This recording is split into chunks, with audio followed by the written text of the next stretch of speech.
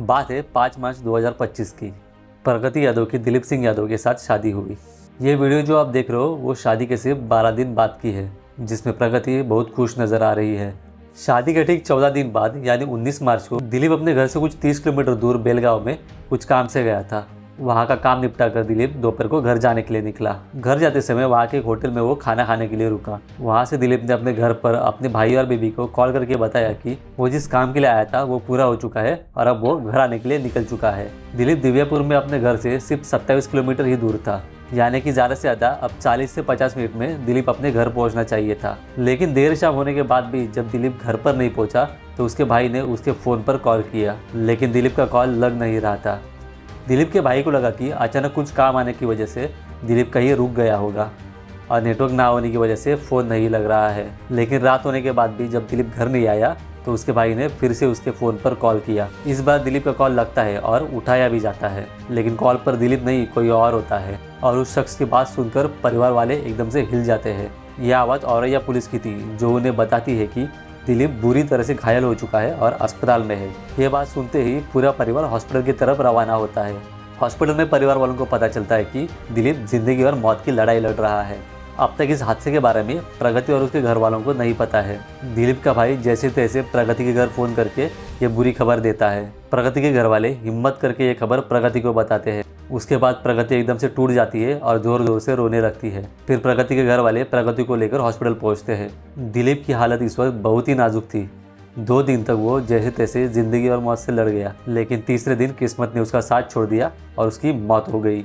14 दिन पहले हुए शादी की खुशी अब दुख में बदल गई थी। लेकिन ये सब हुआ कैसे? जब दिलीप की पोस्टमार्टम रिपोर्ट आई तब पता चला कि दिलीप के सर पर इतने ज़्यादा वार किए गए थे कि उसका दिमाग पूरी तरह फ्रैक्चर हो गया था। सिर्फ इतना ही नहीं, बल्कि उसके सिर के पीछे से गोली भी मारी गई थी। इससे एक बात साफ थी, ये कोई लूटपाट का मामला नहीं था, ये किसी अपने की साजिश थी। 21 साल का दिलीप अपने 3 भाइयों के साथ मिलकर अपने पिताजी का बिजनेस आगे बढ़ा रहा था। दिलीप का परिवार बहुत पैसे वाला था। दरअसल प्रगति कोई और नहीं बल्कि दिलीप के भाई संदीप की साली थी।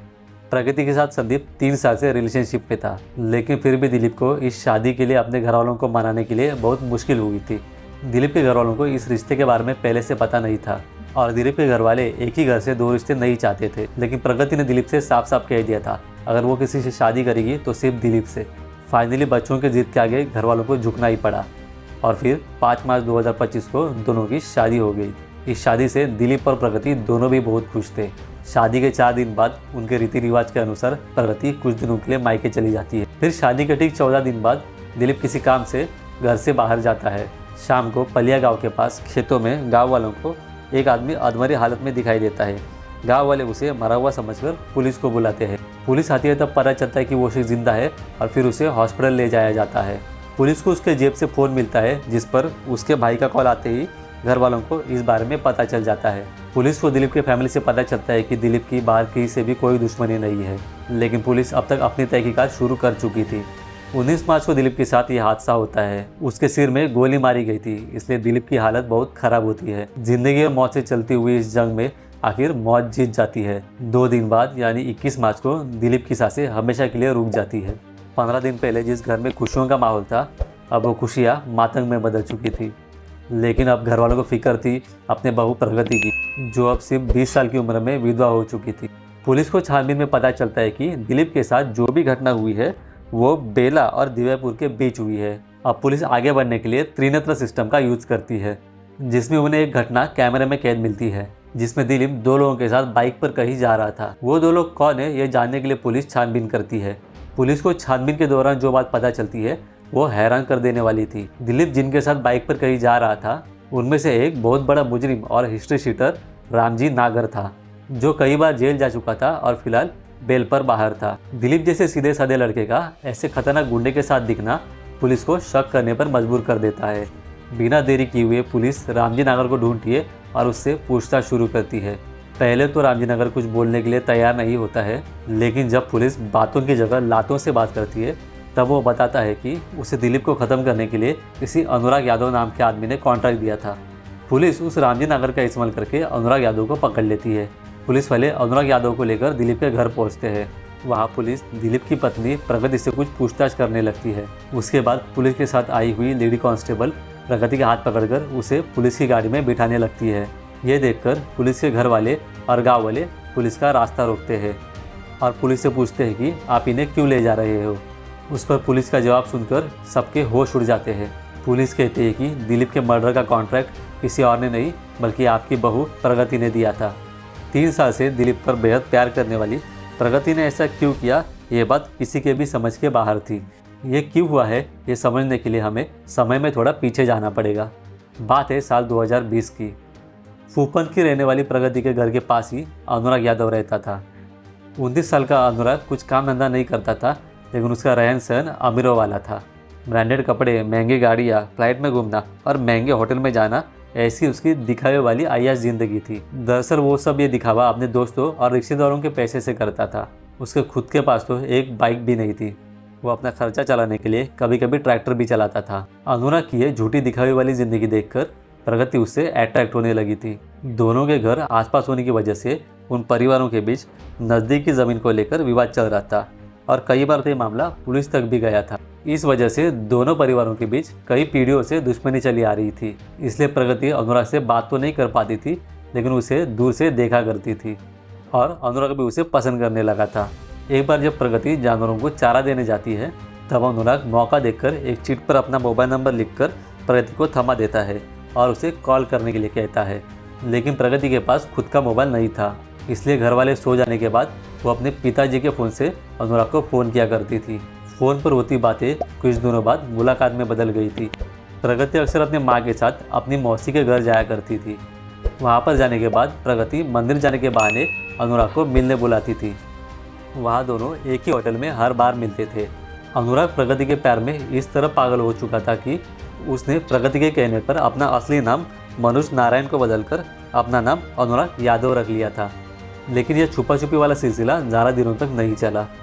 प्रगति के घर वालों को इस रिश्ते के बारे में कहीं से पता चला और उन्होंने साफ मना कर दिया। लेकिन प्रगति अनुराग से ही शादी करना चाहती थी और इस बात को लेकर प्रगति का अपने घर वालों से कई बार झगड़ा होता है। अपने घर वालों को डराने के लिए एक बार प्रगति ने अपनी नस भी काट ली थी। अनुराग ने जिस अमीर लाइफस्टाइल के सपने प्रगति को दिखाए थे, वो उसी को सच मान बैठी थी।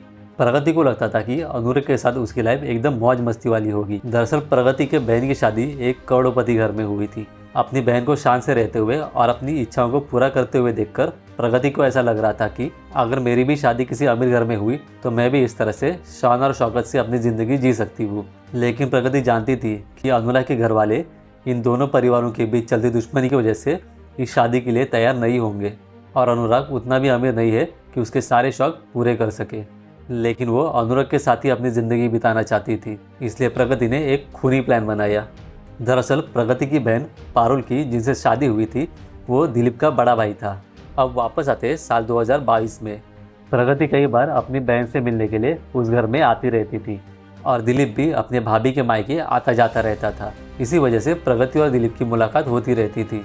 वहीं पर प्रगति के दिमाग में अमीर बनकर अनुराग के साथ घर बसाने का एक शैतानी ख्याल आता है। अब तक प्रगति और दिलीप अच्छे दोस्त बन गए थे और फिर धीरे धीरे प्रगति दिलीप को बहला फुसलाकर अपने झूठे प्यार में फंसा लेती है। किसी को शक न हो इसलिए प्रगति ये सिलसिला 1 या 2 महीने नहीं बल्कि 3 साल तक चलाती है।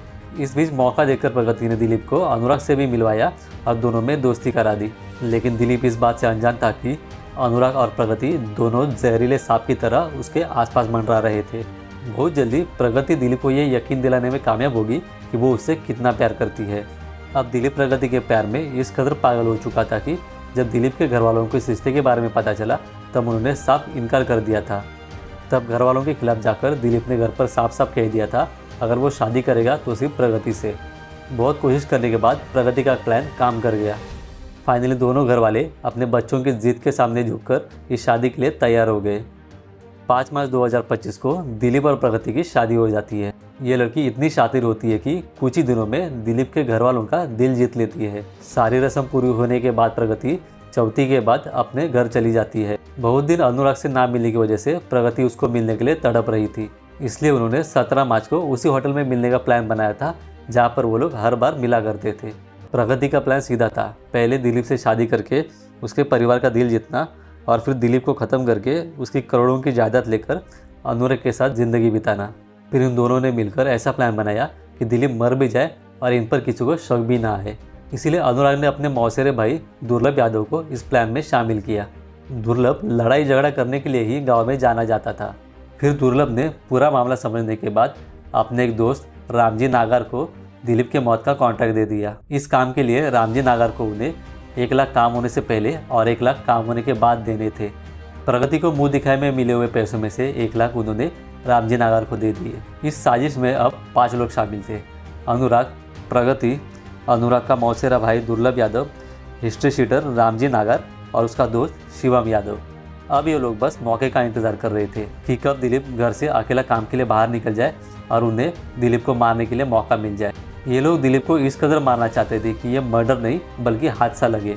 अब दिन आता है 19 मार्च 2025। दिलीप अपना काम खत्म करके बेलगांव से अपने घर आने के लिए निकल चुका था। निकलते वक्त उसने प्रगति को कॉल करके बताया था कि उसका काम हो गया है और अब वो घर जाने के लिए निकल चुका है। यहाँ प्रगति को वो मौका नजर आता है जिसका वो लोग कुछ दिनों से इंतजार कर रहे थे।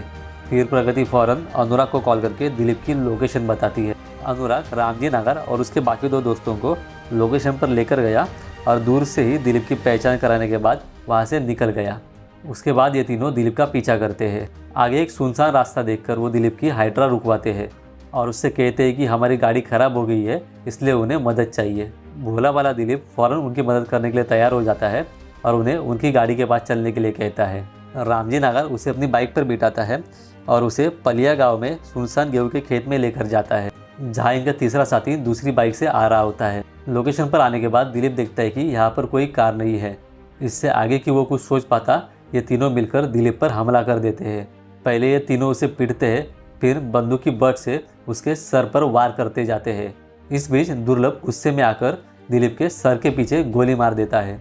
सबको लगता है कि वो मर चुका है, इसलिए उसे वही खेत में छोड़कर सब भाग जाते हैं। क्योंकि वो कट्टा पुराना था, इसलिए उस कट्टे के गोली में उतना दम नहीं था कि एक ही गोली से किसी की जान चली जाए। लेकिन दिलीप की मौत की वजह ये गोली नहीं बल्कि उसके सर के पीछे किए गए थे बंदूक के बट के वार थे, जिस वजह से दिलीप का दिमाग फट गया और अस्पताल में इलाज के दौरान उसकी मौत हो गई। प्रगति और अनुराग को लगा कि सब कुछ एकदम ठीक हो गया है, लेकिन उस इलाके के आसपास लगे सीसीटीवी कैमरे ने सारा सच पुलिस के सामने लाकर रख दिया था। इसके बाद पुलिस उन्हें अरेस्ट करने के लिए जाती है।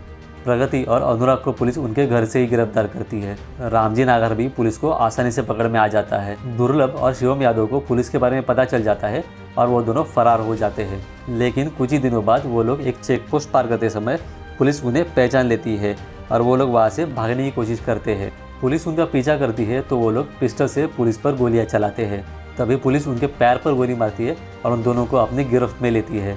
उनके पास से पुलिस को 2 पिस्टल, 1 बाइक, 2 मोबाइल, आधार कार्ड और 3000 रुपये कैश मिलता है। फिलहाल इन 5 पर मुकदमा चल रहा है। अब उन्हें सज़ा क्या होगी, सज़ा होगी या ये लोग छूट जाएंगे, ये कहना मुश्किल है, क्योंकि पहले भी रामजी नागर जैसा क्रिमिनल संगीन जुर्म करके बेल पर बाहर घूम रहा था। हमारा सिस्टम शायद बिना हेलमेट के लोगों पर फाइन मारने के आगे कभी सोचता ही नहीं है, इसलिए इन जैसे लोगों की हिम्मत ऐसा जुर्म करने तक पहुंच जाती है। लेकिन सोचने वाली बात तो ये है कि इन सब के बीच उस मासूम दिलीप की क्या गलती थी। प्रगति जैसे लालची और हैवान लड़की ने एक नहीं बल्कि 2 घर बर्बाद कर दिए। अनुराग उर्फ मनोज नारायण जो दिखावे की ज़िंदगी तो जी रहा था, लेकिन ऐसे किसी गुनाह में ना तो वो पहले कभी शामिल था, ना ही ऐसा करने का कभी उसका इरादा था। लेकिन अमीर होने का दिखावा और किसी लड़की के प्यार में अंधे इंसान की तरह पागल होना अनुराग की बर्बादी का कारण बना। सिर्फ इतना ही नहीं, जब अनुराग को प्रगति के नीच इरादों का पता चला था तब भी वो उससे सारे रिश्ते तोड़ देता, तो आज उसकी और दिलीप की ज़िंदगी कुछ और होती थी। इस मामले में दिलीप तो सीधा साधा लड़का था, तो फिर सबसे भयानक सज़ा उसको क्यों? दिलीप के साथ हुई ये घटना किस पर भरोसा करना चाहिए और किस पर नहीं, इस बात पर सवाल खड़ा कर देती है। क्योंकि ये मामला देखने के बाद कोई भी अपने रिश्तों पर शक करना लाजमी है, लेकिन घबराने की ज़रूरत नहीं है। प्रगति जैसी नीच लड़कियां हज़ारों लाखों में एक होती है। हमें अपने रिश्तों पर तो भरोसा रखना ही चाहिए, लेकिन हमें कुछ मामलों में सावधानी भी बरतनी चाहिए। आखिर में इतना ही कहना चाहूँगा, कोई भी रिश्ते में ज़रूरत से ज़्यादा इमोशंस आपसे अनुराग जैसा गलत काम करवा सकते हैं। इसलिए रिश्तों में कुछ भी फैसला लेते वक्त इमोशंस को ज़रा साइड में रखिए और हमेशा सावधान रहिए, सतर्क रहिए। जय जवान जय किसान।